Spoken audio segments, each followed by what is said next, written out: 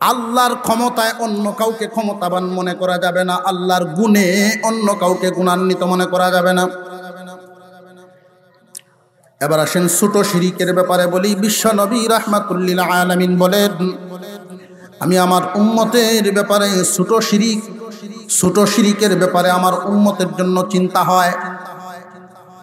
সাহাবায়ে কেরাম জিজ্ঞাসা করলেন, হুজুর ছোট শিরিক কি? ছোট ছোট শিরিকও আছে নাকি? নবীজি বলছিলেন, রিয়া, লোক দেখানো ইবাদত, এটাও ছোট শিরিক। সূরাতুল ফাতিহায় খুব লক্ষ্য করে শুনেন, নামাজে আমরা প্রতিবারই পড়তেছি, ইয়্যাকা না'বুদু ওয়া ইয়্যাকা নাস্তাঈন। ফরিনি না ফরিনা? একমাত্র তোমারই ইবাদত করি, তোমার কাছেই সাহায্য কামনা করি। ইবাদত একমাত্র কার জন্য? কিন্তু যারা লোক দেখানো ইবাদত করে, ওইটাই ছোট শিরিক। কথা বুঝে আসতেছে? ইবাদত করবা একমাত্র আল্লাহর জন্য, এই ইবাদত লাইন ছেড়ে যখন বেলাইন শুরু করে, এটা ছোট শিরিক হয়। তুমি যদিও আল্লাহর সাথে মিলাইছো না, তোমার আমল তুমি মিলাইছো, ছোট শিরিক। লোক দেখানো ইবাদত, হুজুর লোক দেখানো ইবাদত কি কেউ করেনি? অনেক মানুষ করে, একটা করে দুই একটা আপনাদের সামনে পেশ করলে বুঝবেন। তোমার মাল হইছে, আল্লাহ তোমাকে মাল দিছেন, 1 লক্ষ টাকা যদি তোমার 1 লক্ষর উপরে যদি জাকাত আসে, 2,500 টাকা জাকাত দিবা, 97,500 টাকা পবিত্র করবা। আর যদি পবিত্র তুমি না করো, পুরাটাই না পা। এই পুরা টাকাটারে যদি হালাল বা পবিত্র করা লাগে, 2,500 আলাদা করো, গরিব ডেভেন্টে দাও, যারা দেওয়া যায়। তাহলে তোমার মাল তুমি পবিত্র করবা, এটা তোমার হুজা তো তুমি লামাইতা। ইমানদার, আমার হুজা আমার লামানি লাগছে। আমার উচিত ছিল এই টাকাটা নিয়ে গরিবের দুয়ারে যাওয়া, যে ভাই আমার এই মালটা তুমি রাখো, রাখিয়ে আমারটা পবিত্র করার তৌফিক দেও, সুযোগ দেও। কিন্তু আমরা করি কি? জাকাতের কাপড় দেই। আমি মনে করি যে সমস্ত লোকেরা এই কারবারগুলো করে, মাইক মারে জাকাতের কাপড় দিব, এই কর্মগুলো যারা করে, ভালো একটা কাপড়ের দাম দিয়ে 60টা কাপড় কিনে, বাইরে মালে তুমি ধনী হইছো, আল্লাহ হয়তো সুযোগ দিয়েছেন, তুমি মালে ধনী হইছো, কিন্তু মনে এখনো তুমি ফকির। মনের দিক থেকে এখনো তুই ফকির, ধনী হইতে পারো। বর্তমান সময়ে আমরা এমন একটা যুগ পার করছি, এমন একটা সময় অতিক্রম করতেছি বর্তমানে, শয়তান মানুষের ঈমান লুঠার জন্য পাগল পারা হয়ে গেছে। পাগল তো আগেও আছে, তো এখন তার সুরত আইটেম বাড়াইছে, ঈমান চুরির আইটেম বাড়াইছে। বহু সুরতে ঈমান চুরি করার জন্য সে মাঠে নামছে। আমাদের সজাগ থাকতে হবে। কেমন সজাগ থাকতে হবে? কোন মানুষ যদি খাঁটি ঈমান, সহি ঈমান, সরিষার দানা পরিমাণ এর চেয়েও কম নিয়েও দুনিয়া ছাড়তে পারে, তো আল্লাহ পাক 10 দুনিয়ার চেয়েও বড় সুন্দর একটা জান্নাত দান করবেন। কিন্তু যদি ঈমান নির্ভেজাল না থাকে, ভেজাল ঈমান থাকে, তাহলে এটা গ্রহণযোগ্য হবে। শিরিক মুক্ত ঈমান চাই। আমি এই একটা বিষয় আজকে আপনাদের সামনে আমার এই টাইমের ভিতরে শেষ করতে পারি কিনা ইনশাআল্লাহ, আমি এই বিষয়টাও যদি বুঝাই দিতে পারি। ঈমান সবচেয়ে গুরুত্বপূর্ণ এক দৌলত। শয়তান যদি আপনাকে ধোঁকা দিয়া 10 ওয়াক্ত নামাজ বোধ করায় দেয়, এর লাগেন কোনো বিষয় না। কিন্তু যদি ঈমান লুটতে পারে, সে সফল।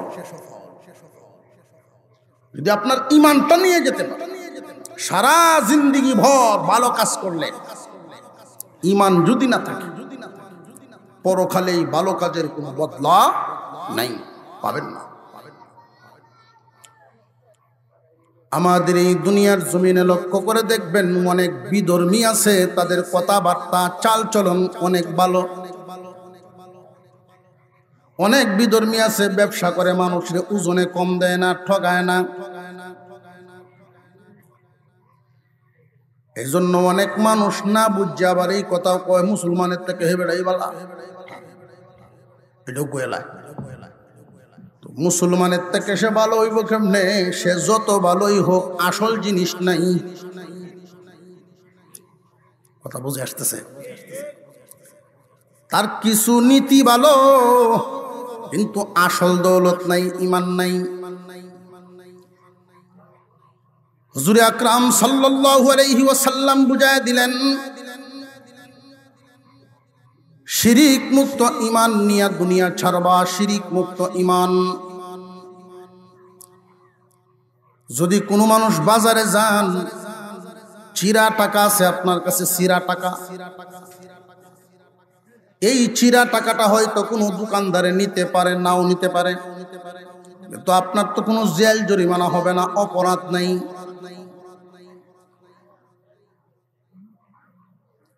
কিন্তু আল্লাহ পাক রব্বুল আলামিন যে বুঝাইলেন,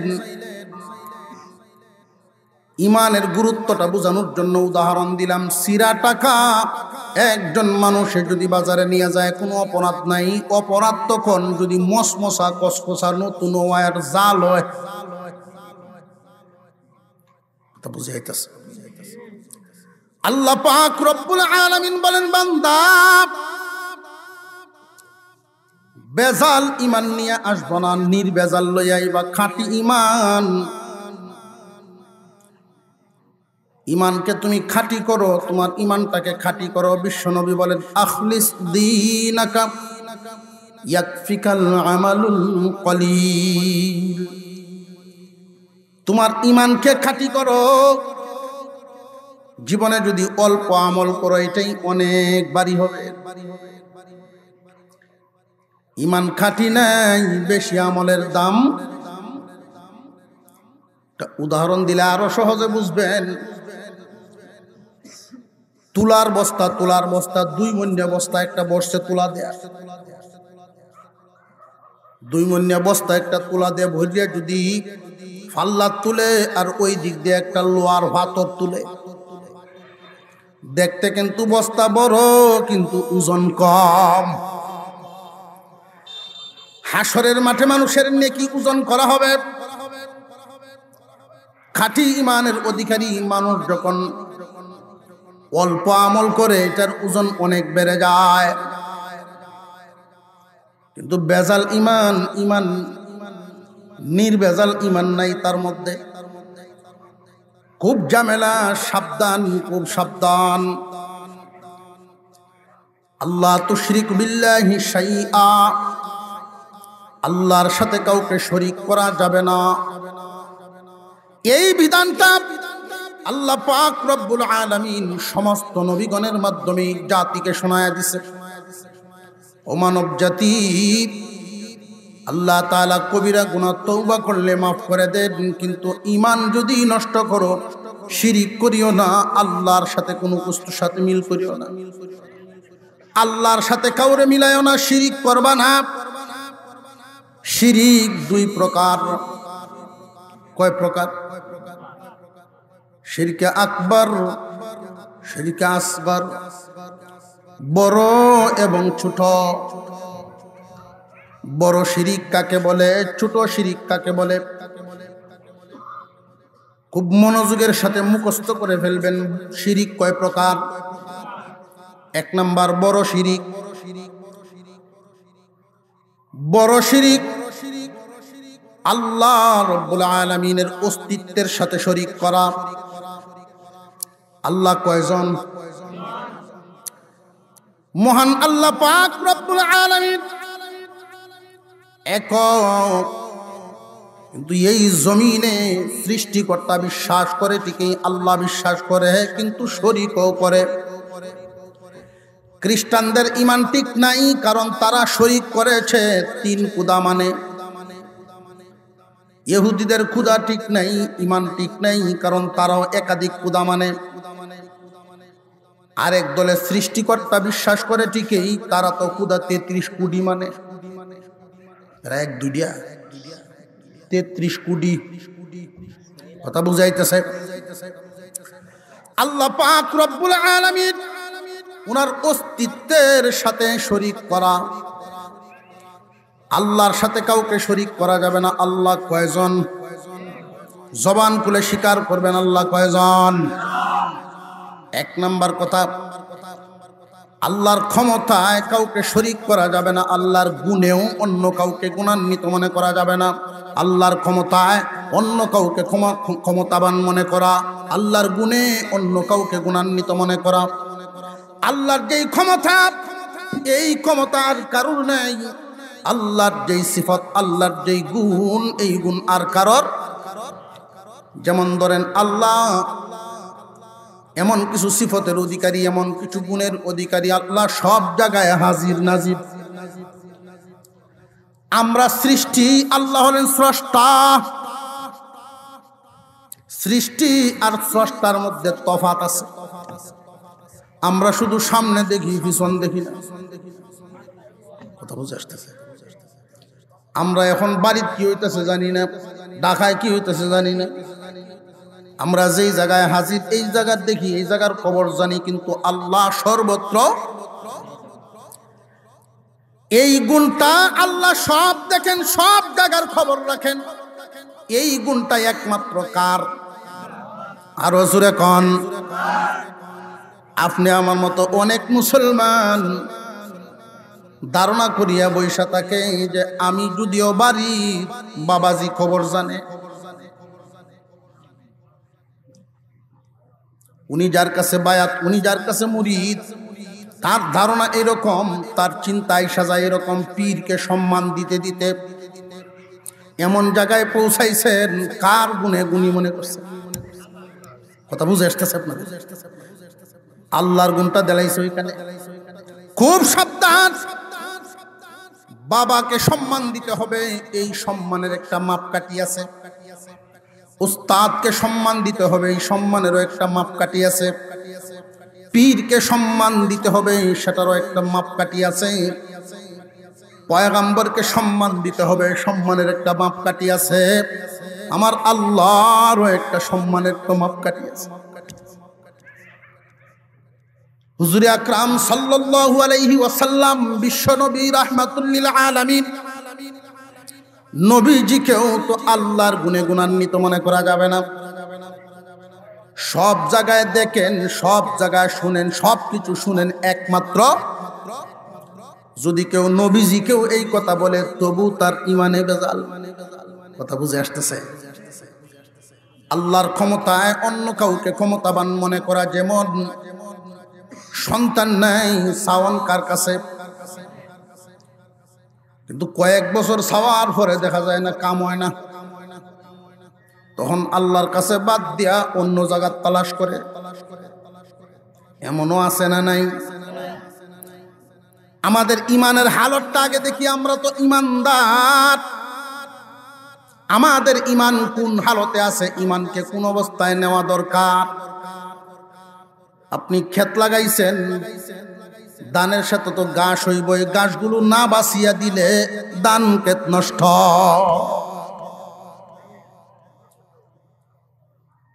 আমাদের ইমানের মধ্যে কোন কোন ধরনের দোষ আসতেছে, দোষে লাগল পাইতেছে, এগুলো বাদ দিতে হবে। ইমানকে খাঁটি করো, আল্লাহর সাথে কাউকে শরীক করা যাবে না। শরীক 2 প্রকার, হলো বড় শিরিক। বড় শিরিক 3টা ভাগ।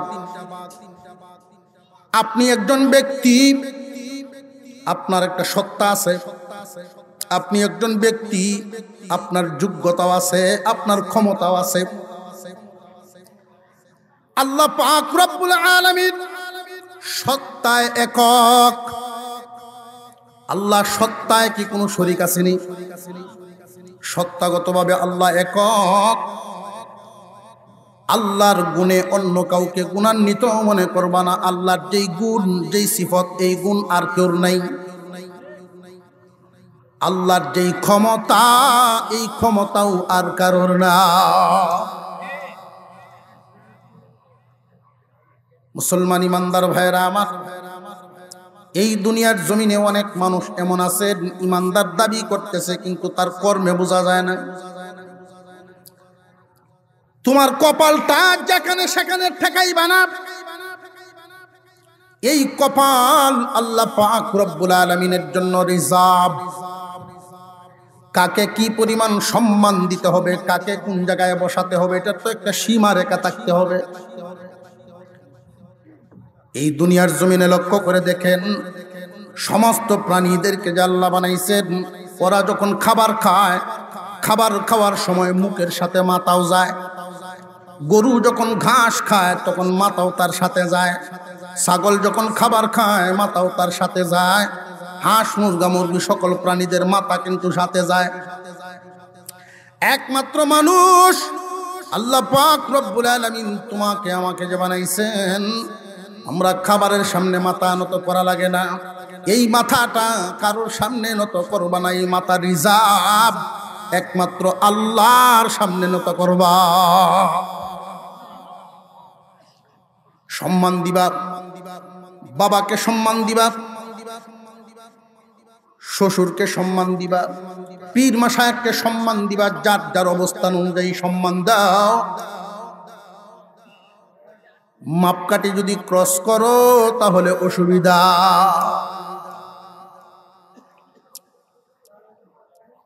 খুশি করতে গিয়ে যদি ওভার করে ফেলে, আপনি এক পাঞ্জাবির অর্ডার দিয়েছেন দুহানো, যে সিস্টেমটা দেয়াইছেন অবশ্যই তো একটা মাপ দিয়েছেন, সিস্টেম দেখাইছেন এইভাবে। অনেক টেইলারে মনে করতেছে আমিও একটু অবসর, তো ওনার যেই মাপটা দিছে এই মাপে পাঞ্জাবিতে বানাইলে 2 থেকে 2.5 ঘন্টা লাগবে। তো সারাদিন কোনো কাজ কাম নাই, তো ইচ্ছা করলে পুরা 12 ঘন্টা এই পাঞ্জাবিতে লাগাইতাম পারি। পরে বেটা পাঞ্জাবি সময় লাগানি শুরু করলো, বুতন দিল এনে 3-4টা দিছে, 18টা সাইডে দিয়েছে। সাইজ মাইজ যা করা লাগে কালার করা সুন্দর মতো ফিটিং ফাটিং করিয়া লটকাইতেছে। বেটা কেউ আমার পাঞ্জাবি কই দিয়া মনে হতো শহীদারে করছিন। বেটা সময় দিছি, শ্রম দিল, সময় দিল, দিছিন তো খুশি হওয়ার লাগিন, খুশি হয়েছে না আরো উল্টা জরিমানা। এরকম আমার কাপড় ডাইনে দেয়। সবকিছুর একটা মাপকাঠি থাকা চাই। অনেক মানুষ সম্মান দিতে গিয়া সেজদা দিয়া বসে। খুব সাবধান, কপালটা যেখানে সেখানে ঝুঁকাইবা না। আমার সাথে আপনার কোনো ব্যক্তিগত শত্রুতা নাই। আমি যেহেতু কথা বলার জায়গায় বসছি, এই জন্য কথাগুলো বলে দিচ্ছি। মানা না মানা আপনার ব্যাপার। এই কপাল যেখানে সেখানে ঝুঁকানো যাবে না। আপত্তি এনে বলে তাকে যে সম্মানের সেজদা দেওয়া হয়, সম্মানের সেজদা জায়েজ। এই জাতের কথাও শোনা যায় যে সম্মানের সেজদা নাকি জায়েজ, এই জন্য দেয়। খুব সাবধানে কথা বলবেন। সব শরীয়তে সব হয় না। অন্যান্য শরীয়তে এই বিধানগুলো ছিল সম্মানের সেজদা। ইউসুফ আলাইহিস সালাম, ইয়াকুব আলাইহিস সালামের শরীয়তে জায়েজ, কিন্তু ওই সমস্ত শরীয়তে তো আপন বোনকে আপন ভাইয়া বিয়ে করা জায়েজ ছিল। ওইগুলো কি জায়েজ রয়েছে? আমি আগেই বলছি, বহুত নিয়ম নীতি, নবী পরিবর্তন, নিয়মও পরিবর্তন। এই কপাল একমাত্র আল্লাহর জন্য খাস। ইমানকে খাঁটি করা, আল্লাহর গুণে অন্য কাউকে গুণান্বিত মনে করবা না। আল্লাহর ক্ষমতায় অন্য কাউকে ক্ষমতাবান মনে করা যাবে না। 2 নাম্বার ছোট শিরিক। বড় শিরিকটা মোটামুটি বুঝাইছেনি। আল্লাহর সত্তায় শরীক করা যাবে না। আল্লাহর ক্ষমতায় অন্য কাউকে ক্ষমতাবান মনে করা যাবে না। আল্লাহর গুণে অন্য কাউকে গুণান্বিত মনে করা যাবে না। এবার আসেন ছোট শিরিকের ব্যাপারে বলি। বিশ্ব নবী রাহমাতুল লিল আলামিন বলেন, আমি আমার উম্মতের ব্যাপারে ছোট শিরিকের ব্যাপারে আমার উম্মতের জন্য চিন্তা হয়। সাহাবায়ে কেরাম জিজ্ঞাসা করলেন, হুজুর ছোট শিরিক কি? ছোট ছোট শিরিকও আছে নাকি? নবীজি বলছিলেন, রিয়া, লোক দেখানো ইবাদত, এটাও ছোট শিরিক। সূরাতুল ফাতিহায় খুব লক্ষ্য করে শুনেন, নামাজে আমরা প্রতিবারই পড়তেছি, ইয়্যাকা না'বুদু ওয়া ইয়্যাকা নাস্তাঈন। ফরিনি না ফরিনা? একমাত্র তোমারই ইবাদত করি, তোমার কাছেই সাহায্য কামনা করি। ইবাদত একমাত্র কার জন্য? কিন্তু যারা লোক দেখানো ইবাদত করে, ওইটাই ছোট শিরিক। কথা বুঝে আসতেছে?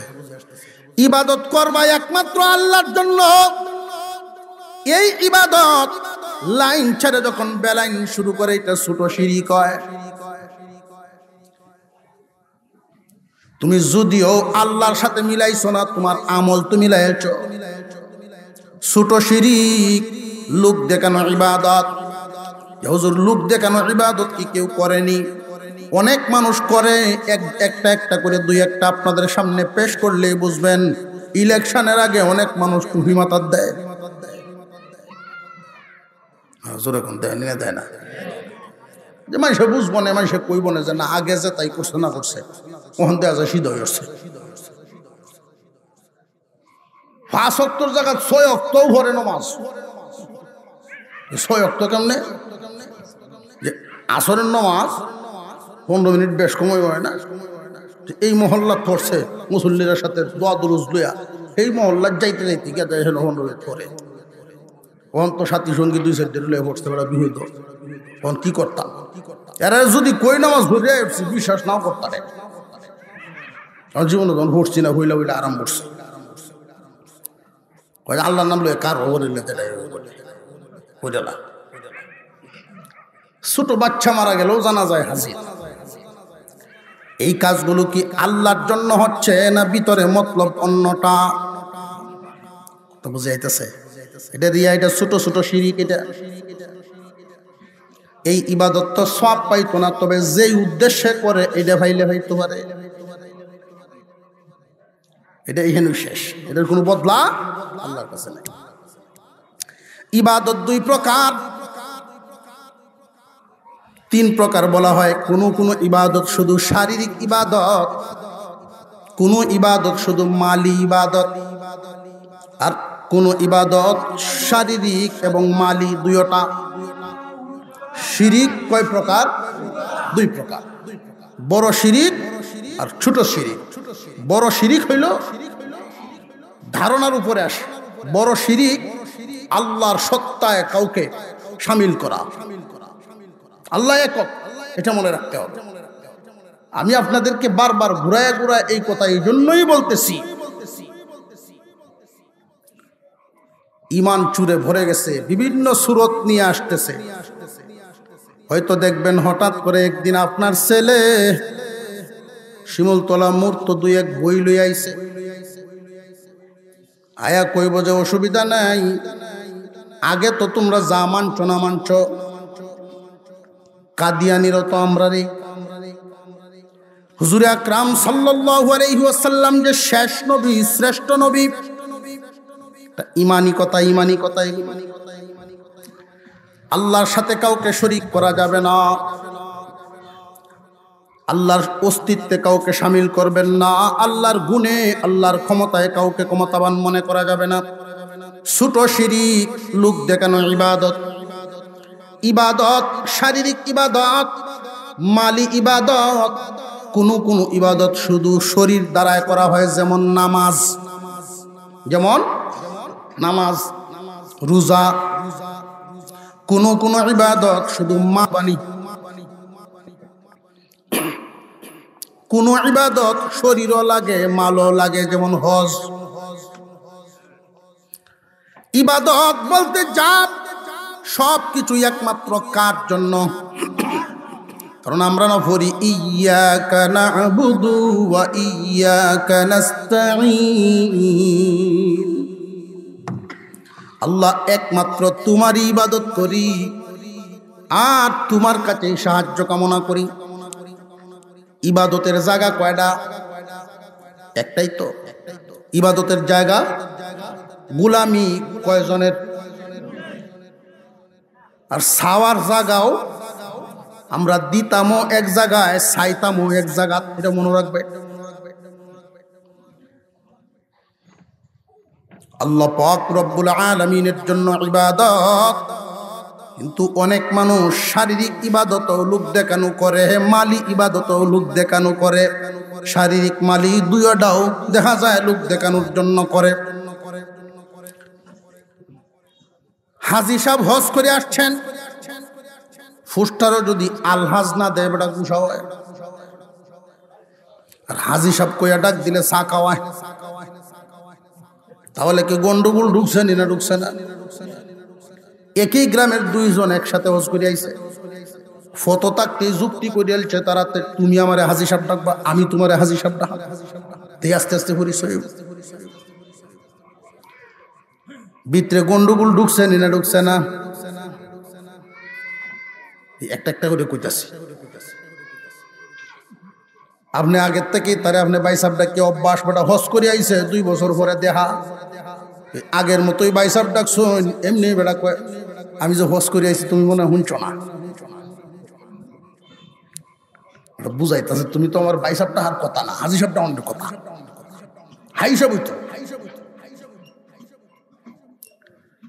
নামাজও পরে অনেক মানুষ লোক দেখানো নামাজ, এই যে কইলাম হজ করছে এটাও দেখা যায় লোক দেখানো সুরত আছে। যাকাত দেয় অনেক মানুষ, কষ্ট লাগে এগুলো চিন্তা করলে, আর সামনে যখন এগুলো পড়ে। আমি আগে জানতাম না, আমি নিজের বাজার থেকে বিষয়টা যখন জানলাম, রমজান মাসের শেষ পর্যায়ে আত্মীয় স্বজনের জন্য তো কাপড় চোপড় কেনাকাটা লাগে সবারই। তো আমি গেছি, আমার জিগায় হুজুর আপনি কোন কাপড় নেবেন? ব্যবহার দিবেন কেউ রে না জাকাতের কাপড়? আমি শুনে এটা কি, এটা কি আরেক জাত আছে কিছু? কয় হুজুর যারা জাকাত দেয় বেশিরভাগই অর্ডার থাকে, 150, 200, 300 কাপড়ের অর্ডার দেওয়া লাগে, এটি রেট কম। আগের থেকেই বেটা হিসাব নিকাশ করে রাখছে 500 কাপড় বাঁটবো, 500 কাপড় যে বাইটকে দিব এটার অর্ডার দিছে কম দাম দেয়, যেটা 100 কাপড়ের দামের সমানও হয় না, 500 হয়। গামছার মতো তৈব কথা বুঝতেছেন আপনারা? আমি মনে মনে চিন্তা করলাম, যাকাত ফরজ একটা ইবাদত। তোমার মাল হইছে, আল্লাহ তোমাকে মাল দিছেন, 1 লক্ষ টাকা যদি তোমার 1 লক্ষর উপরে যদি যাকাত আসে, 2,500 টাকা যাকাত দিবা, 97,500 টাকা পবিত্র করবা। আর যদি পবিত্র তুমি না করো পুরাটাই না পা। এই পুরা টাকাটারে যদি হালাল বা পবিত্র করা লাগে, 2,500 আলাদা করো, গরিব দেবান্টে দাও, যারা দেওয়া যায়। তাহলে তোমার মাল তুমি পবিত্র করবা, এটা তোমার হুজা তো তুমি লামাইতা। ইমানদার, আমার হুজা আমার লামানি লাগছে। আমার উচিত ছিল এই টাকাটা নিয়ে গরিবের দুয়ারে যাওয়া, যে ভাই আমার এই মালটা তুমি রাখো, রাখিয়ে আমারটা পবিত্র করার তৌফিক দেও, সুযোগ দেও। কিন্তু আমরা করি কি, যাকাতের কাপড় দেই।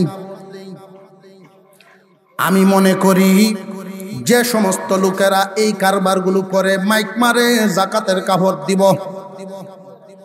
এই কর্মগুলো যারা করে, ভালো একটা কাপড়ের দাম দিয়ে 60টা কাপড় কিনে, বাইরে মালে তুমি ধনী হইছ, আল্লাহ হয়তো সুযোগ দিয়েছেন তুমি মালে ধনী হইছ, কিন্তু মনে এখনো তুমি ফকির।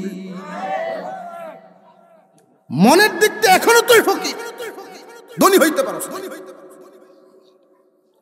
একজন ভালো মানুষকে, একটা গরিব মানুষকে যদি তুমি একটু পয়সা কয়টা বাড়াইয়া দিয়ে একটা কাপড় দাও, এই কাপড়টা সে পরবে, নামাজ পড়বে, তোমার জন্য মনে করে দোয়া করবে।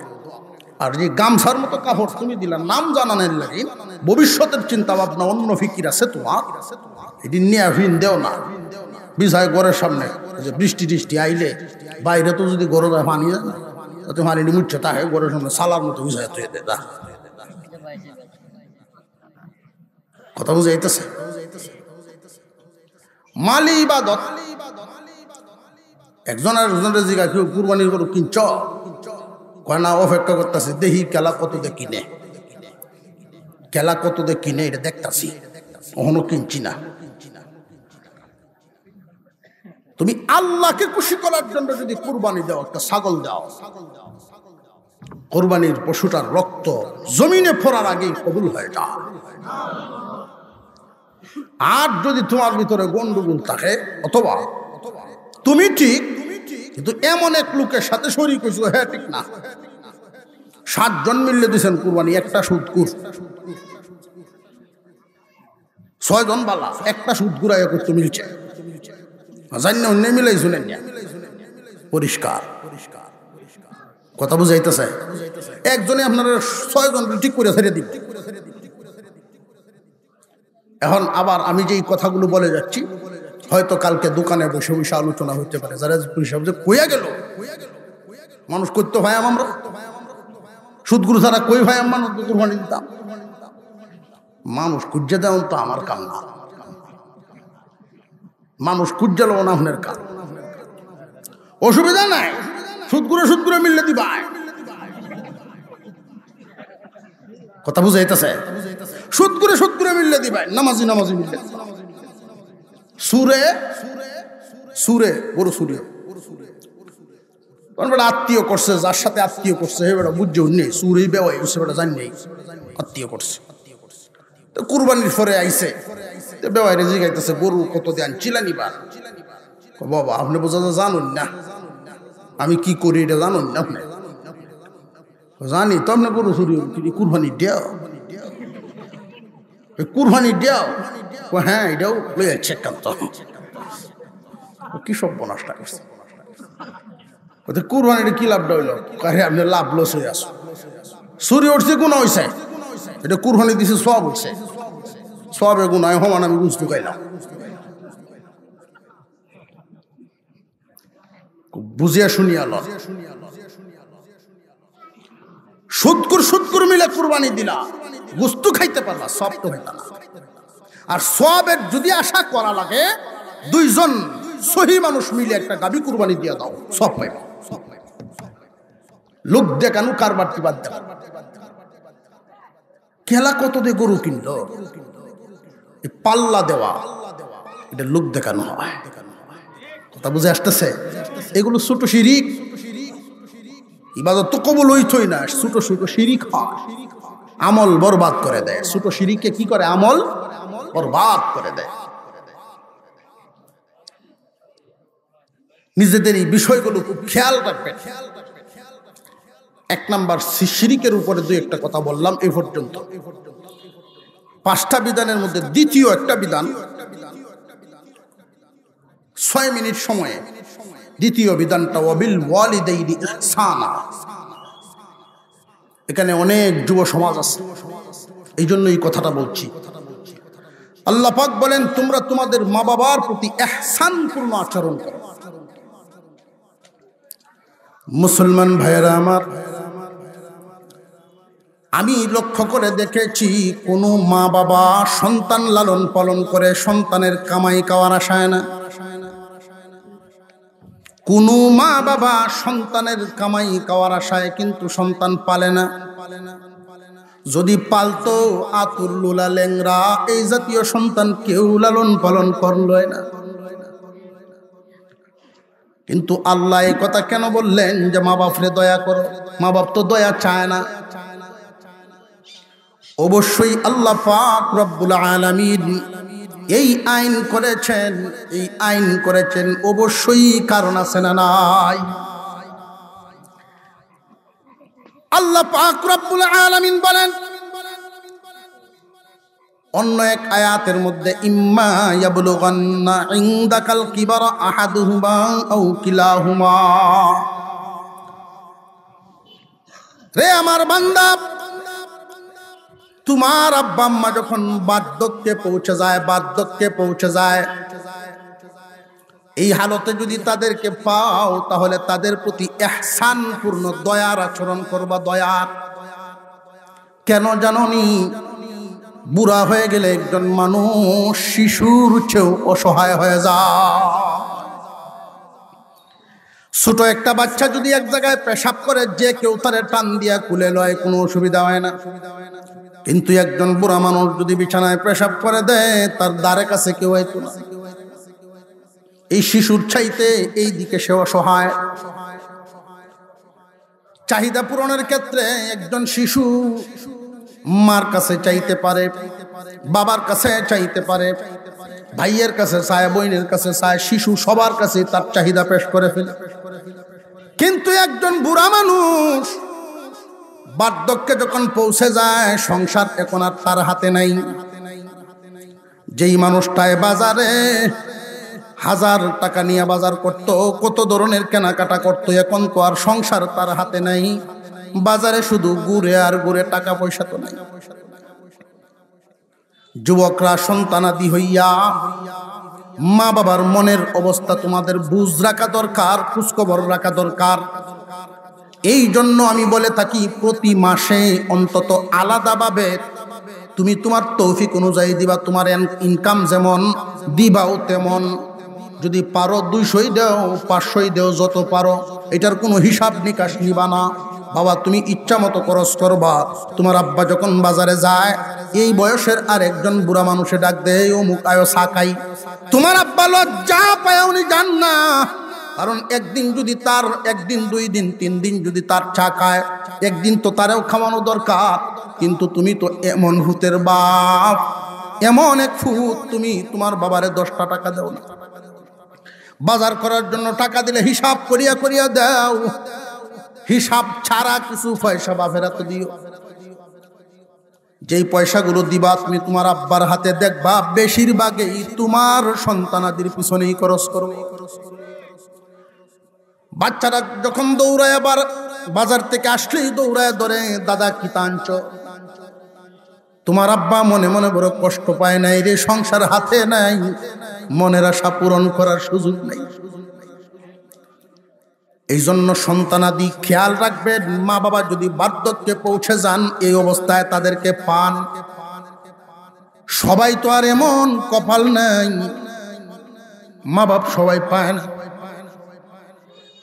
যারা পান বড় ভাগ্যবান। তৌফিক অনুযায়ী কিছু দিবেন, ইচ্ছা মতো খরচ করব। কুছ খবর নিবেন না, কই খরচ করলা, জাদ ইসলাম কি করছো। তাদের ইচ্ছা মসজিদের দান বাক্সটা সামনে আইলে 10টা টাকা দিবার মন চাইলেও যেন দিতে পারে। ফকিরে ভিক্ষা চাইলো 10 টাকা দিবার মন চাইলে যেন দিতে পারে। স্বাধীনভাবে প্রতি মাসে মাসে 200-300 এইভাবে তুমি দেয়া রাখবা, মনটা যেন খুশি থাকে। যদি মা বাবার মন খুশি করিয়া দুনিয়া থেকে বিদায় দিতে পারো, এই দুনিয়াতে আল্লাহ তোমাকে 3টা নিয়ামত দিবেন, আখেরাতে আরেকটা নিয়ামত দিবেন। দুনিয়ার জমিনের 3টা নিয়ামত। 1 নাম্বার নিয়ামত, আল্লাহ পাক তোমার রুজি রোজগারে বরকত ঢেলে দিবেন। জীবনে কোনোদিন অভাব হবে না, অভাব দূর করে দিবেন। 2 নাম্বার নিয়ামত, তোমার সন্তানগুলো মানুষের মতো মানুষ হইব। 3 নাম্বার, আল্লাহ তোমাকে সুস্থ একটা হায়াত দিব।